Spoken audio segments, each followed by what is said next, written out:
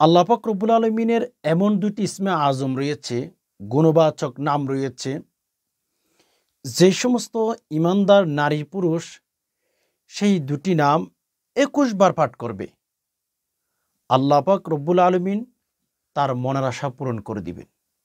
ইসমে আজমের নাম, আল্লাহ পাক রব্বুল আলমিনের গুণবাচক নাম যদি আমরা পাঠ করতে পারি, যে কোনো সময় আপনি চাইলে প্রত্যেক ফরজ নামাজের পরে পাঠ করতে পারেন। নবীজি বলেন, যারাই পাঠ করবে আল্লাহ পাক রব্বুল আলামিন তাদের মনের সকল নেক আশাগুলো পূরণ করে দিবেন। সুবহানাল্লাহি ওয়া বিহামদি। শুধু মনের আশা পূরণ করবেন সেখানে শেষ নয়, আল্লাহ পাক ওই বান্দার উপরে রাজি হয়ে যাবেন। সুবহানাল্লাহ। আল্লাহ যদি রাজি হয়ে যান কোনো বান্দার উপরে, কোনো মানুষের উপর যদি আল্লাহ সুবহানাহু ওয়া তাআলা রাজি হয়ে যান, ওই বান্দার জীবনটা পর্যন্ত রব্বুল আলামিন পরিবর্তন করে দিবেন, চেঞ্জ করে দিবেন। আমি আল্লাহ পাক রব্বুল আলামিনের সেই দুটি নাম স্ক্রিনে উচ্চারণ দিয়ে দেব, শব্দে শব্দে আপনি শিখে নিতে পারবেন। একটু সবর করেন, পাঠ করবেন তো মনের সকল নেক আশা পূরণ হবে। আপনি সেই দুটি নাম ওযু ছাড়াও পাঠ করতে পারেন, ওযু সহ পাঠ করতে পারেন। তবে আল্লাহ পাক রব্বুল আলামিনের কাছে কিছু চাওয়ার আগে ওযু করে কোনো জিনিসের জন্য দোয়া করা, প্রার্থনা করা এটা সবচেয়ে উত্তম। মা বোনরা যদি মাসিক অবস্থায় থাকেন সে সময় পাঠ করতে পারেন, কোনো সমস্যা নাই। একেবারে সহজ দুটি নাম, আল্লাহ তাআলা সম্পদে বারাকা দিবেন, আপনার ডিপ্রেশন দুশ্চিন্তা দূর করে দিবেন ইসমে আজমের উসিলায়। কেননা নবী আলাইহিস সালাম স্পষ্ট ঘোষণা করেছেন, যারা বা যে কোনো ব্যক্তি যখনই আল্লাহ পাক রব্বুল আলামিনের কাছে দোয়া করবেন ইসমে আজমের উসিলায়, আল্লাহ পাক ওই বান্দাদেরকে কখনো ফিরিয়ে দেন না। আল্লাহ পাক রব্বুল আলামিন ওই সমস্ত বান্দা বান্দির দোয়া সাথে সাথে কবুল করে ফেলেন। এজন্য আসুন, যদি আপনি জানতে চান যে আল্লাহ তাআলার গুণবাচক সেই দুটি নাম কি কি, জানতে চাইলে একটু সবর করেন, আমি আপনাকে একেবারে সহজে বুঝিয়ে দেব। পাশাপাশি সর্বশ্রেষ্ঠ একটি গুণমাপের দোয়া আমি আপনাদেরকে শিখিয়ে দেব। আজকের এই দিনে শনিবারে দোয়াটি যদি পাঠ করতেই পারেন, আমার বিশ্বাস আমার রব আপনার কিন্তু সকল গুনাহ ক্ষমা করে দিবেন। আমরা হাত দিয়ে গুনাহ করেছি, আমাদের চোখ দিয়ে গুনাহ করেছি, আমাদের কান দিয়ে গুনাহ করেছি, আমাদের কলব অন্ধকার হয়ে গেছে। যেই সমস্ত নারী পুরুষ গুনাহের তালিকাটা শেষ করতে চান, আজ থেকেই, এখন থেকেই, আজকের এই দিনে শনিবারে এই এখন থেকে যদি আপনি লাইফটা নতুন করে শুরু করতে চান, আমি আপনাকে বলবো, আপনি রাসূলুল্লাহ সাল্লাল্লাহু আলাইহি সাল্লামের শিখানো সর্বশ্রেষ্ঠ গুনাহ মাফের দোয়াটি পাঠ করে ফেলুন। জিতবেন, ঠকবেন না। রাতে দিনে ইচ্ছায় অনিচ্ছায় যত গুনাহ করেছেন, গুনাহ ক্ষমা করে দিবেন। অনেক ভাই বোন আছেন যে গুনাহ মাফ করার জন্য, গুনাহ ক্ষমা করার জন্য মরিয়া হয়ে যাচ্ছেন, কোনো রাস্তা খুঁজে পাচ্ছেন না, কারো কাছে বলতে পারতেছেন না। আমি কিভাবে গুনাহ ক্ষমা চাইবেন সেই বিষয়টা আপনাদেরকে ক্লিয়ার করে দেব। ইনশাআল্লাহ নিষ্পাপ হয়ে যাবেন। মায়ের পেট থেকে এসেছিলেন যেভাবে, আপনি যদি খালেস নিয়তে তাওবা করতে পারেন, গুনাহ মাফের সর্বশ্রেষ্ঠ দোয়াটি পাঠ করতে পারেন, মরার আগে আগে যখন আপনি মৃত্যুবরণ করবেন, জান্নাতের সার্টিফিকেট আজরাইল আপনার হাতে দিবে, এরপর দুনিয়া থেকে আপনাকে বিদায় করবে। তো কেন আপনি অমনোযোগী থাকবেন গুরুত্বপূর্ণ ভিডিওটির মধ্যে? অমনোযোগী থাকবেন না, একটু সবর করেন, ভিডিওটি শুরু থেকে শেষ অবধি দেখতে থাকুন। অনেক সময় অনেক দিকে নষ্ট করেছেন, একটু সবর করে ভিডিওটি দেখতে থাকুন। আপনার মনের আশা পূরণ করে দিবেন, আপনার গুনাহগুলো আল্লাহ তাআলা মাফ করে দিবেন। কেন পাঠ করবেন না? আর হ্যাঁ, এইরকম নিত্য নতুন ইসলামিক বিভিন্ন আমলের ভিডিও পাওয়ার জন্যে অবশ্যই একটি লাইক করে ফেলুন, চ্যানেলটি সাবস্ক্রাইব করে অল নোটিফিকেশন অন করে দিন। সম্মানিত দিনী ভাই বোন, দেখেন আমাদের মনের ভেতরে যে সমস্ত আশা আছে, সকল আশা, সকল মনের কথাগুলো গোপনে বলেন প্রকাশ্য বলেন, আমার আল্লাহ আপনার আল্লাহ সকল কিছু কিন্তু অ্যানালাইসিস করেন। আমাদের মনের আশা, আমাদের দিলের আশা, আমাদের সকল চাহিদাগুলো কেবলমাত্র শুধুমাত্র আমাদের সৃষ্টিকর্ণওয়ালার কাছেই বলাই সর্বশ্রেষ্ঠ। আমি যদি আমার মনের ব্যথাগুলো, আমার কষ্টের কথাগুলো, আমার জীবনের মনের যে সমস্ত আশা আছে সকল কথাগুলো আমার রবের কাছে বললে আমার রব অনেক খুশি হইয়া যায়। মেরে দোস্ত, আপনি কি জানেন দুনিয়ার মানুষের কাছে চাইতে গেলে, দুনিয়ার মানুষের কাছে যখন চাইতে যাইবেন, মানুষের কাছে চাইতে গেলে নিয়ম কানুন ফলো করতে হয়। কোনো নেতার কাছে গেলে রাতের বেশি দেরি হয়ে গেলে রাতে 2টা 1টা 3টার দিকে কোনো নেতার ঘরে আপনি ঢুকতে পারবেন না, কেননা নেতা ঘুমিয়ে গেছে। নেতার ঘরে চাইতে গেলে নেতার টাইম মেনটেন করে যেতে হয়। আর আপনি আমি যদি আল্লাহ তাআলার কাছে যাই, আল্লাহ পাক রব্বুল আলামিনের কাছে যদি দোয়া করি, প্রার্থনা করি, আল্লাহ বলেন বান্দারে তোমাদেরকে কত মহাব্বত করি, কত ভালোবাসি। তোমরা কি জানো না আমার কাছে চাইতে চাইলে তোমাদের কোনো নিয়ম কানুন মেনটেন করতে হয় না। রাতে 2টাও আমার কাছে চাইতে পারো, রাতে 3টাও আমার কাছে চাইতে পারো। তোমরা যখন মন চাই তখন চাইতে পারো। আমি আল্লাহ তোমাদের চাওয়া পূরণ করতে 24টি ঘন্টা আমি তোমাদেরকে দিতেই, মনের আশা পূরণ করতেই আমি প্রস্তুত আছি। শুধুমাত্র কেবলমাত্র আমাদের চাইতে হবে আল্লাহর কাছে। কেননা আল্লাহ তাআলা বলেছেন ইন্নাল্লাহা হুয়ার রাজ্জাকু যুল কুওয়াতিল মাতিন। আল্লাহ তাআলা বলেন বান্দারে তোমাদের সবচেয়ে ভালো রিজিক, উত্তম রিজিক আমি আল্লাহ ব্যবস্থা করে থাকি। এজন্য আসুন না, চলুন আমরা আল্লাহ পাক রব্বুল আলামিনের 2টি নাম পাঠ করে ফেলি।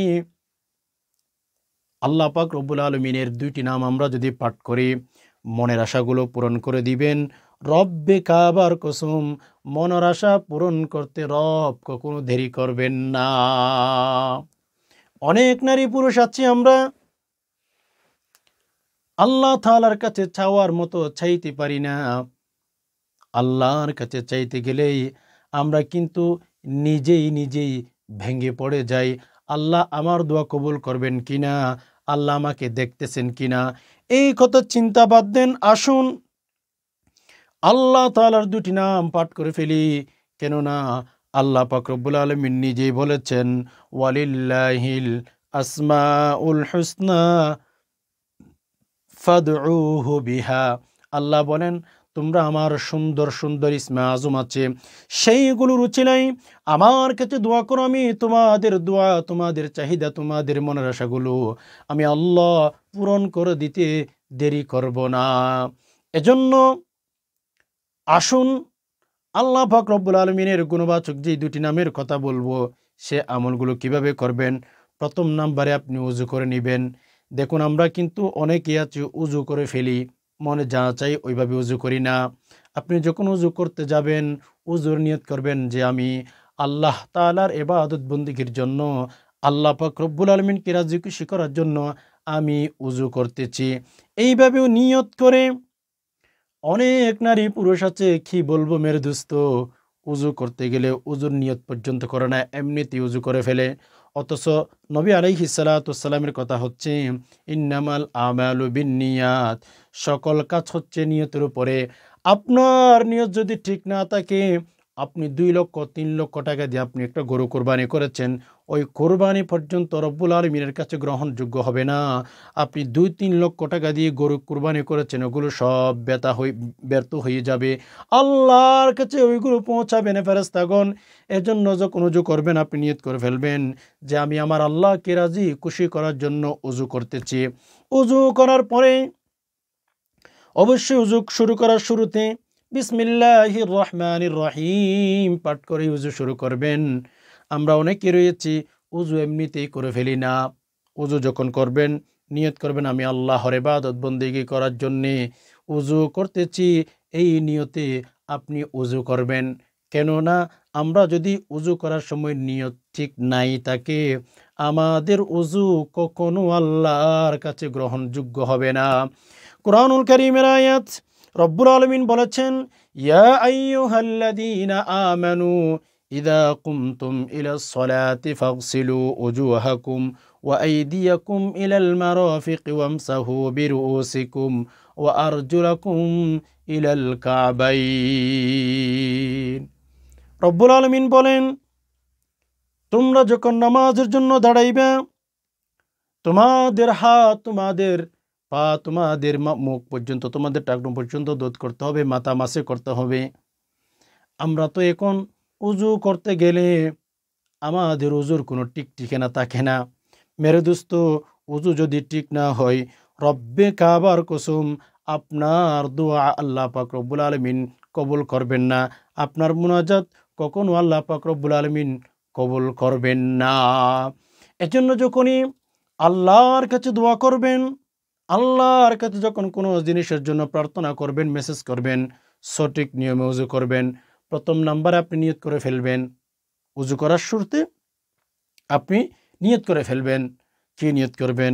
যে আমি আল্লাহর ইবাদত বন্দিগি করার জন্য উজু করতেছি, এভাবে পাক্কা নিয়ত করে ফেলবেন। সহি শুদ্ধ করে নিয়ত করার পরে যখন আপনার নিয়ত কমপ্লিট হয়ে যাবে, বিসমিল্লাহির রহমানির রহিম পাঠ করে উজুর কার্যকলাপগুলো শুরু করবেন। এখন আপনি উজু করতে যাওয়ার পরে দুনিয়াবি কথা বলেন, বান্ধবীর সাথে কথা বলেন, মোবাইলে মেসেজ করেন, নাউযুবিল্লাহ, আল্লাহ আমাদেরকে হেফাজত করুক, এই কাজগুলো আমরা কখনো করব না। অনেক নারী পুরুষ আছে উজু করার সময় দুনিয়াবি কাজকর্মগুলো করি, আমরা মানুষের সাথে কথা বলি, গল্প করে করে উজু করি। না না না না, এই কাজ কখনো করা যাবে না। উজু করতেছেন মাশাআল্লাহ, ভালোই কথা, উজু করতেছেন ভালো কথা। আপনি উজু করার সময় দুনিয়াবি কোনো কথা বলবেন না। আপনি যদি সঠিক নিয়মে, সঠিক পদ্ধতিতে যদি উজু করে আল্লাহর কাছে চাইতে পারেন, আল্লাহ পাক রব্বুল আলামিন আপনাকে আমাকে দিতেই কিন্তু বাধ্য হয়ে যাবে। আল্লাহ পাক দিতে বাধ্য হয়ে যাবেন আমাদেরকে। এর জন্য মেরে দোস্ত, সঠিক নিয়মে উজু করে ফেলবেন। উজু করার পরে উজু যখন শেষ হয়ে যাবে, অবশ্যই কালিমে শাহাদাত পাঠ করবেন। আল্লাহ রসুল বলেন, যারা উজু শেষ করার পরে কালিমে শাহাদাত পাঠ করবে, রব্বুল আলামিন তাদের জন্য কাল কিয়ামতের ময়দানে জান্নাতের 8টি দরজা আল্লাহ পাক খুলে দিবে। যদি পারেন এই দোয়াটি পুরাটা পাঠ করবেন, আল্লাহুম্মা জাআলনি মিনাত তাওয়াবিনা ওয়াজআলনি মিনাল মুতাতাহহিরিন, আশহাদু আল্লা ইলাহা ইল্লাল্লাহু ওয়াহদাহু লা শারীকা লাহু ওয়া আশহাদু আন্না মুহাম্মাদান আবদুহু ওয়া রাসূলুহু। যখনই উযু করবেন, যদি সুযোগ হয় আসমানের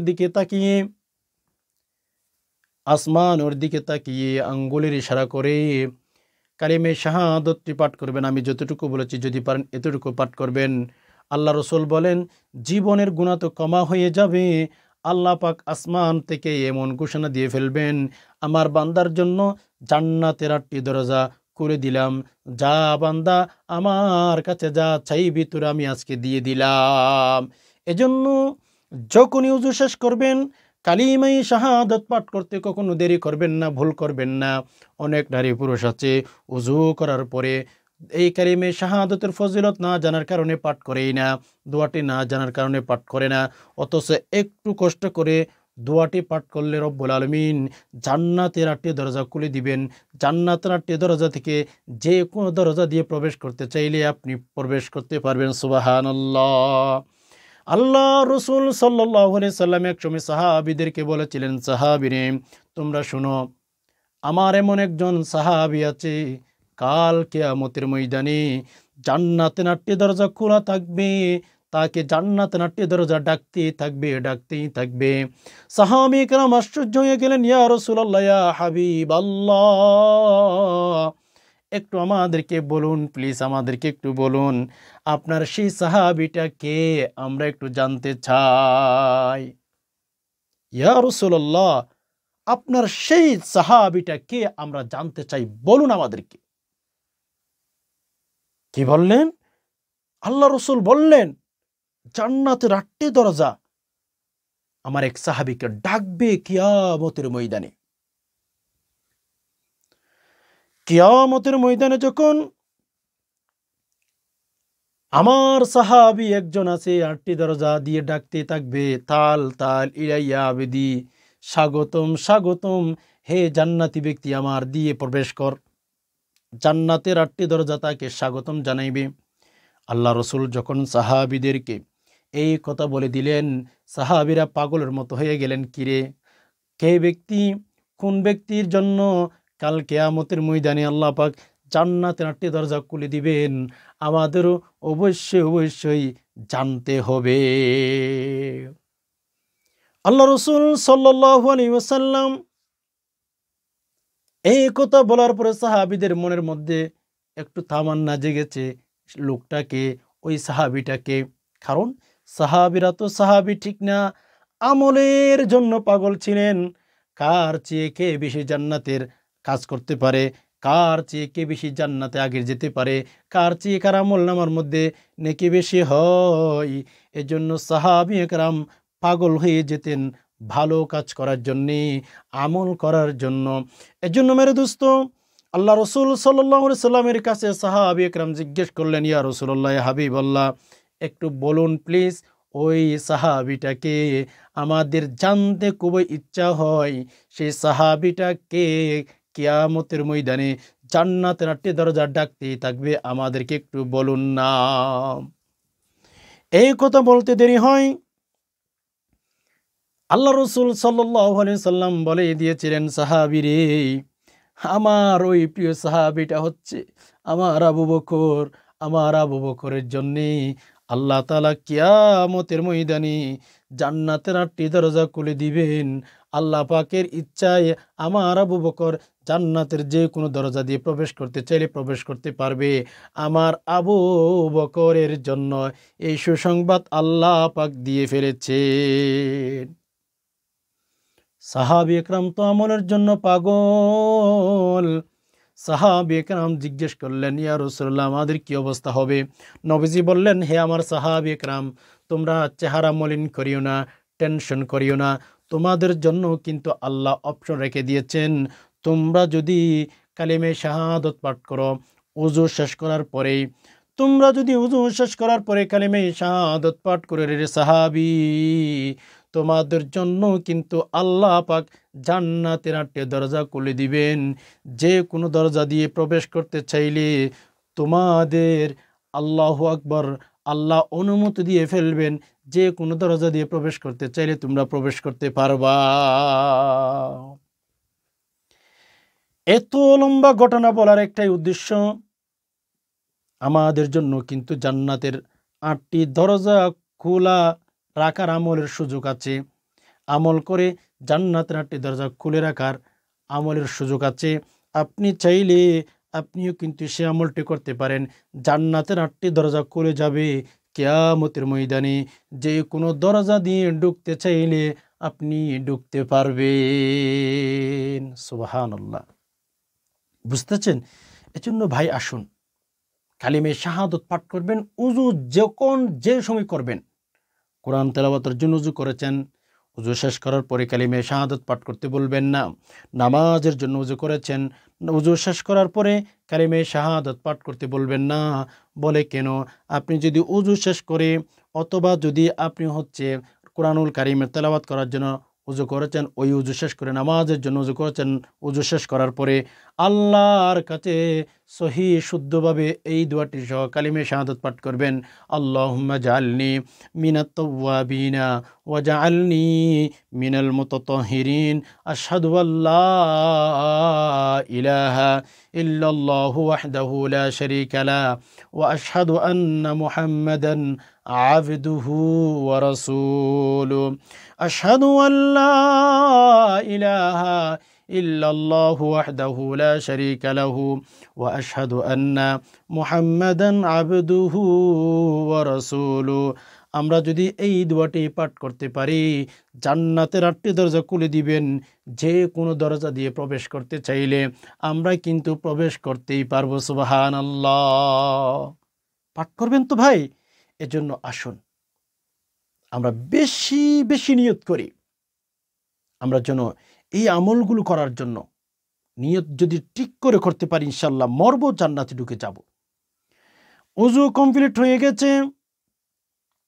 আমি যে আল্লাহ পাক রব্বুল আলামিনের গুণবাচক যেই দুটি নামের কথা আপনাদেরকে শেয়ার করব, আপনি যদি সহিহ শুদ্ধ করে উচ্চারণ করতে পারেন, রব্বুল আলামিন আপনার মনের আশাগুলো পূরণ করে দিবেন।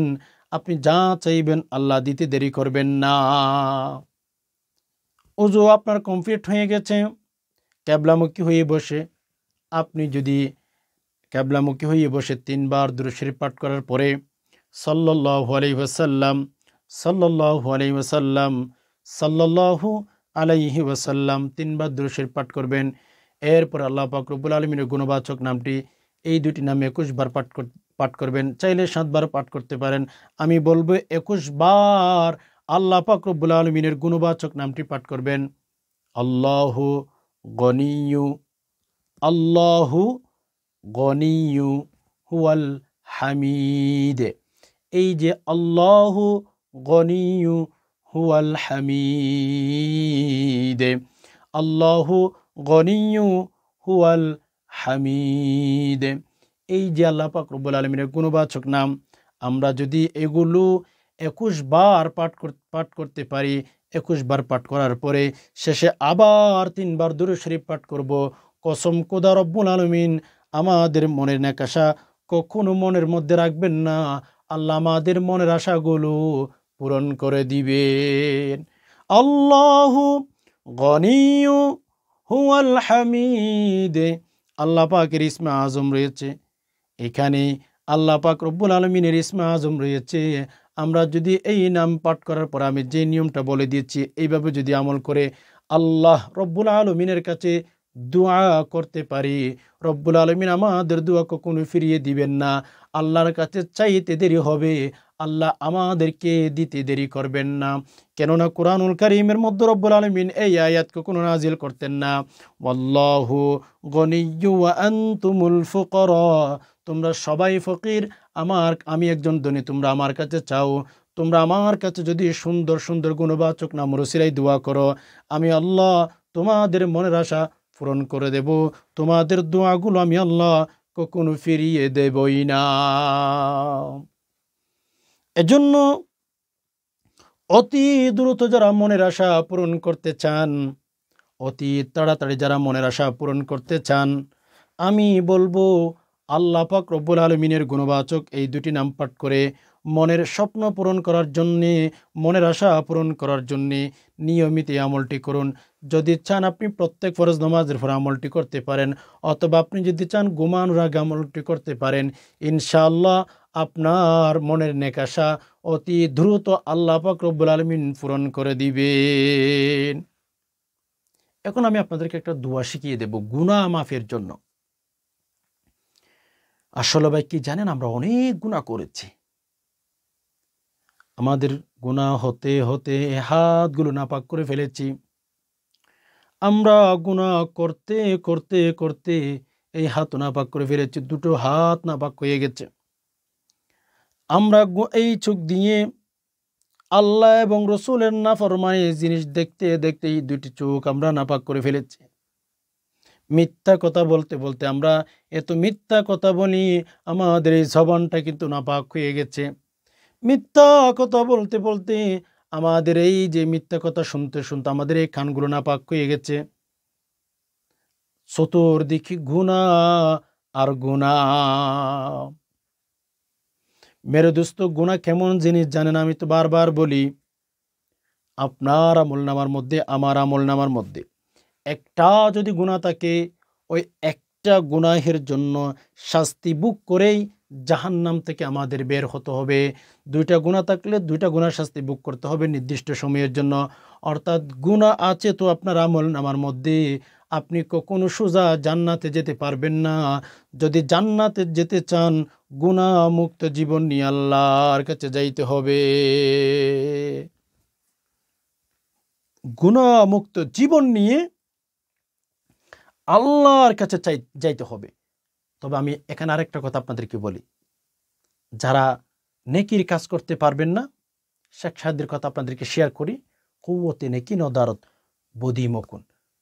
আপনি নেকির কাজ করতে পারেন না, ঠিক আছে, ভালো কথা, মানলাম আপনার কথা, কিন্তু আপনি গুনাহের কাজ করবেন না। আপনি গুনাহের কাজ করবেন না। নেকির কাজ করতে পারেন না, ঠিক আছে, মেনে নিয়েছি। ভালো কাজ করতে পারেন না, ঠিক আছে, মেনে নিয়েছি, কিন্তু গুনাহের কাজ করবেন না। কুওয়াতে বদি নদারত বদিমকুন, কুওয়াতে নেকি নদারত বদিমকুন। ভালো কাজ করতে পারেন না, কমাস কম খারাপ কাজ করবেন না। কেননা কিয়ামতের ময়দানে যখন আপনি উঠবেন, আপনার আমলনামার মধ্যে কোনো গুনাহ নাই, কোনো নেকিও নাই, একেবারে সমান সমান, খন্দান না খন্দান বরাবর সুদ। আপনি কোনো গুনাহের কাজ করেন নাই, কোনো নেকির কাজও করেন নাই। আচ্ছা বলুন তো, কাল কিয়ামতের ময়দানে যখন রব্বুল আলামিনের কাছে বলে দিবেন সাহাবে ফেরেশতাগণ যে আল্লাহ, এই ব্যক্তির আমলনামার মধ্যে কোনো গুনাহ নাই, কোনো নেকি নাই, এই ব্যক্তির ঠিকানাটা কোথায় হবে আমাদেরকে একটু বলুন না। একজন মানুষকে যদি আপনি জাহান্নামের মধ্যে নিক্ষেপ করতে চান, আল্লাহ পাক রব্বুল আলামিনের নিয়ম হচ্ছে, কানুন হচ্ছে, ওই ব্যক্তির আমলনামার মধ্যে গুনাহ থাকলেই জাহান্নামে যাবে, এটাই হচ্ছে শর্ত, গুনাহ থাকতে হবে। কিন্তু একজন ব্যক্তি উঠেছে কিয়ামতের ময়দানে, তার আমলনামার মধ্যে কোনো গুনাহ নাই, কোনো নেকি নাই। ফেরেশতাগণ জিজ্ঞেস করলেন, আল্লাহ, এই ব্যক্তিটাকে আমরা কি জাহান্নামে দেব নাকি জান্নাতে যাব? বলে, কেন? মালিক, এই ব্যক্তির আমলনামার মধ্যে কোনো গুনাহ নাই, কোনো নেকিও নাই, বিদায় আমরা বুঝতে পারতেছি না এই ব্যক্তিটাকে আমরা কোথায় নিক্ষেপ করে দেব। আল্লাহ তাআলা কিতাবের ভেতরে এসেছে, আল্লাহ পাক রব্বুল আলামিন তখন ওই বান্দাগুলোকে বলে দিলেন যে, বান্দা, হে ফেরেশতারা, আমার বান্দাকে তোমরা জান্নাতের ভেতরে ঢুকিয়ে দাও। বলে, কেন? জাহান্নামের মধ্যে নিক্ষেপ হতে হলে, জাহান্নামের মধ্যে যেতে চাইলে তার আমলনামার মধ্যে গুনাহ থাকতে হবে। আমার বান্দার আমলনামার মধ্যে কোনো গুনাহ নাই, বিদায় আমার বান্দা তো জাহান্নামে যাওয়ার কোনো প্রশ্নই আসে না। সুবহানাল্লাহ। এজন্য আমি বলি, শুনেন, ভালো কাজ করতে পারেন না, নেকির কাজ করতে পারেন না, গুনাহের সাথে কখনো কোনো ধরনের ভাবে আপনি জড়িত হবেন না। যদি গুনাহ না থাকে, আপনি জাহান্নামে যাবেন না, জান্নাতে চলে যাবেন। আসুন আমরা একটু বেশি বেশি আমল করি, নিজের জীবনটাকে একটু সাজানোর চেষ্টা করি। অনেক ভাই বোন বলেন যে, হুজুর, আমি তো এত গুনাহ করেছি, এখন আমি গুনাহ মাফ করার জন্য, গুনাহ ক্ষমা করার জন্য কোন দোয়া পড়তে পারি, কোন আমল করতে পারি? দেখুন সম্মানিত দিনী ভাই বোন, আমরা মুহাম্মদ রাসূলুল্লাহ সাল্লাল্লাহু আলাইহি ওয়াসাল্লামের উম্মত। আমাদেরকে আল্লাহ তাআলা ক্ষমা করার জন্য সবসময় প্রস্তুত আছেন। গুনাহ ক্ষমা করার জন্য অসংখ্য গণিত দোয়া আছে। আল্লাহ তাআলাকে প্রথমে 3টা কথা বলবেন, আল্লাহ, আমি গুনাহ করেছি। নাম্বার 2, আল্লাহ ক্ষমা করুন। নাম্বার 3, আল্লাহ, আমি আর গুনাহ করব না। ব্যাস, আল্লাহকে 3টা কথা বলবেন আর দোয়াটি পাঠ করবেন। মরবেন, জান্নাতে চলে যাবেন। সকালে পাঠ করবেন, দিনে মৃত্যু হলে, ধরুন আজকে সকালে পাঠ করেছেন, সেই দিনের মধ্যে যদি আপনার ইন্তেকাল হয়, আপনি সোজা জান্নাতে। আর মাগরিবের নামাজের পরে যদি দোয়াটি পাঠ করেন, আপনি যদি ওই রাতে ইন্তেকাল করেন, জান্নাত ওয়াজিব হয়ে যাবে আপনার জন্য। এজন্য মেরে দোস্ত, আমি যেই কথা বলছিলাম, যে দোয়াটির কথা আপনাদেরকে শেয়ার করব, আপনারা হয়তো অনেকেই বুঝে গেছেন। সেটি হচ্ছে গুনাহ মাফের সর্বশ্রেষ্ঠ ইস্তেগফার, সাইয়্যিদুল ইস্তেগফার। কোন ইমানদার নারী পুরুষ যদি সকালে পাঠ করে, ভালো করে বিষয়টা বুঝবেন, সকালে যদি কেউ পাঠ করে, আল্লাহ তাআলা ওই বান্দাকে সোজা জান্নাতের ভেতর ঢুকিয়ে দিবেন ওই দিনের মধ্যে যদি ইন্তেকাল করে। আর যদি মাগরিবের নামাজের পরে পাঠ করেন, আপনি যদি সেই রাতে ইন্তেকাল করেন, আল্লাহ পাক রব্বুল আলামিন সোজা জান্নাতের সার্টিফিকেট দিয়ে দুনিয়া থেকে বিদায় করবেন। এজন্য দোয়াটি একবার হলেও পাঠ করবেন সকালে বিকালে। গুনাহের অধ্যায় শেষ করে দিবেন তাওবায়ে নাসুহা হিসাবে। 3টা কথা বলে ফেলবেন, আল্লাহ আমি গুনাহ করেছি। আল্লাহর কাছে স্বীকার করবেন, আল্লাহ আমি গুনাহ করেছি, আমি স্বীকার করতেছি। 2 নম্বর, আল্লাহ আপনি আমাকে ক্ষমা করে দিন। 3 নম্বর বলবেন, আল্লাহ আমি আর গুনাহ করব না, পাক্কা ওয়াদা করলাম। এই 3টা কথা বলে গুনার কথা স্মরণ করে সাইয়্যিদুল ইস্তিগফার পাঠ করুন। আল্লাহুম্মা আনতা রাব্বি লা ইলাহা ইল্লা আনতা খলাকতানি ওয়া আনা আবদুকা ওয়া আনা আলা আহদিকা ওয়া ওয়া'দিকা মাস্তাতা'তু আউযু বিকা মিন শাররি মা সানা'তু আবু'ু লাকা বিনি'মাতিকা আলাইয়া ওয়া আবু'ু বিযামবি ফাগফির লি ফাইন্নাহু লা ইয়াগফিরুয যুনুবা ইল্লা আনতা আল্লাহুম্মা আনতা রাব্বি লা ইলাহা ইল্লা আনতা খলাকতানি ওয়া আনা আবদুকা ওয়া আনা আলা আহদিকা ওয়া ওয়া'দিকা মাস্তাতা'তু আউযু বিকা মিন শাররি মা সানা'তু আবু'ু লাকা বিনি'মাতিকা আলাইয়া ওয়া আবু'ু বিযামবি ফাগফির লি ফাইন্নাহু লা ইয়াগফিরুয যুনুবা ইল্লা আনতা। এই ইস্তিগফারটি যদি গুনাহ মাপের জন্য, গুনাহের অধ্যায় শেষ করার জন্য কোনো ইমানদার নারী পুরুষ পাঠ করতে পারে, রব্বে কাবার কসম যত গুনাহ করেছে আল্লাহ সুবহানাহু ওয়া তাআলা গুনাহের অধ্যায় ধুয়ে মুছে সাফ করে দিবেন। এজন্য যারা গুনাহ করেছেন ক্ষমা করার জন্য এই দোয়াটি পাঠ করবেন। আর মনের আশা পূরণ করার জন্য আল্লাহ তাআলার গুণবাচক 2টি নাম বলেছেন, ওই নিয়মে আপনি আমলটি করবেন, ইনশাআল্লাহ মনের সকল আশা পূরণ করে দিবেন। আশা করি বিষয়টি বুঝতে পেরেছেন। রব্বুল আলামিনের কাছে দোয়া করি, আল্লাহ আমরা যারা কথাগুলো শুনেছি সময় দিয়ে সবর করে আল্লাহ আমাদের মনের আশাগুলো পূরণ করে দিন। আল্লাহ আমাদের জীবনের যৌবনের সকল গুণাগুলো আল্লাহ আপনি ক্ষমা করে দিন। আল্লাহ আমাদেরকে গুনাহ থেকে বাঁচিয়ে রাখুন। আল্লাহ এই দিনে এই সময়ে মৃত্যু দিবেন যে সময় মৃত্যুবরণ করলে আপনি আমাদের উপর রাজি থাকবেন। আজকে এই পর্যন্তই, দেখা হবে না কোন ইসলামিক ভিডিওতে। ততক্ষণ পর্যন্ত আল্লাহ রব্বুল আলামিন আমাদের সকলকে ভালো রাখুক, সুস্থ রাখুক, আমিন। ওয়া মা আলাইনা ইল্লাল বালাগ। আসসালামু আলাইকুম ওয়া রাহমাতুল্লাহি ওয়া বারাকাতুহু।